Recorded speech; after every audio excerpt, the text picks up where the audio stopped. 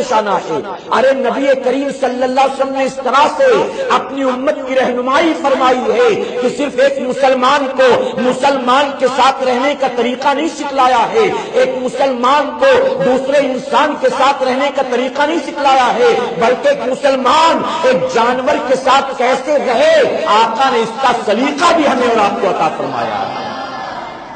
حضور اکرم صلی اللہ علیہ وسلم جب رہنمائی فرماتے، تربیت دیتے، تو آپ نے یہاں تک فرمایا کہ اگر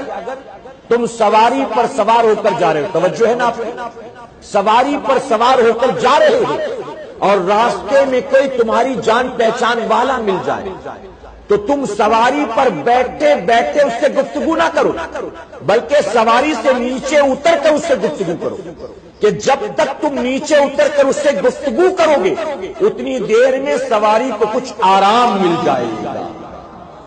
شاید میں سمجھا نہیں سکا آپ کو جو سمجھانا چاہتا ہوں۔ آپ اندازہ لگائیں کہ حضور اکرم صلی اللہ علیہ وسلم نے صرف حقوق انسانی کی بات نہیں کی ہے، صرف مسلمانوں کے حقوق کی بات نہیں کی ہے، بلکہ وہ ایسے رحمت للعالمین ہیں کہ میرے آقا صلی اللہ علیہ وسلم انسانوں کے ساتھ ساتھ ایک جانور کے ساتھ ہم کیسے پیش آئیں اس کا طریقہ بھی عطا فرما رہے ہیں، کہ میرے آقا اس جانور کی مدد کر رہے ہیں، اس کی بھی فکر کرتے ہیں، اس کے لیے بھی رحمت للعالمین بن کر آئے ہیں، وہ بھی تو اسی عالم میں ہے تو اسے کیسے فراموش کر سکتے۔ اس لیے میرے آقا صلی اللہ علیہ وسلم نے فرمایا اتنی دیر نیچے اتر جاؤ تاکہ اس کو کچھ آرام مل جائے، اس کو کچھ آرام۔ اب بتائیے اتنی دور تک یا اتنی گہری سوچ کس کی ہو سکتی ہے، اتنی فکر کس کی ہوتی ہے؟ میرے پیارے آقا علیہ صلی اللہ علیہ وسلم کے پیارے دیوانوں، ہم اور آپ چونکہ شہروں کے رہنے والے ہیں تو یہاں جانوروں کے ساتھ زیادہ رہنا نہیں ہوتا،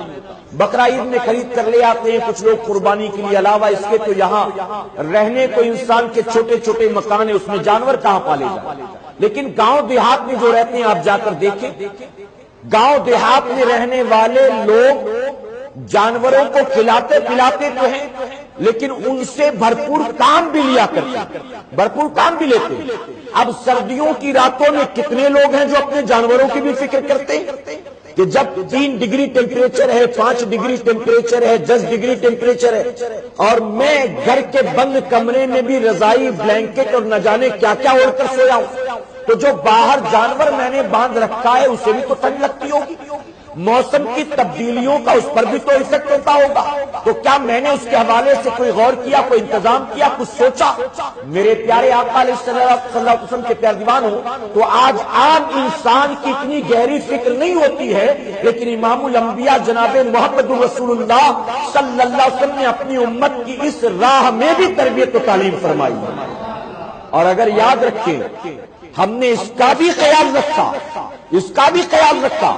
تو یقیناً اس عمل کے عوض بھی اللہ ہمیں عبادت کا ثواب عطا فرمائے گا۔ حضور اکرم صلی اللہ علیہ وسلم نے بخاری شریف کی حدیث مبارکہ ہے، بس اسی پر گفتگو تمام کروں گا آج۔ بخاری شریف کی حدیث مبارکہ، ایک فاحشہ عورت نے ایک پیاسے کتے کو پانی پلا دیا، ایک فاحشہ عورت رقاصہ تھی، دولت مندوں کی محفل میں جانا، ناچنا گانا، جسم کی نمائش کرنا، عمر بھر اللہ کی نافرمانی، باغی تھی۔ ایک مرتبہ راستے میں ایک کتے کو پیاس سے تڑپتا دیکھا، اسے رحم آ گیا، اس نے چند چلو پانی اٹھائے اور اس کتے کی پیاس کو بجھا دیا، کتا مرنے سے بچ گیا۔ حضور اکرم صلی اللہ علیہ وسلم فرماتے ہیں کہ رب تبارک و تعالیٰ نے انتقال کے بعد اس عورت سے فرمایا کہ میری بندی تو بندی ہو کر کتے پر رحم کرے اور میں رحمان و رحیم ہو کر تجھ پر رحم نہ کروں۔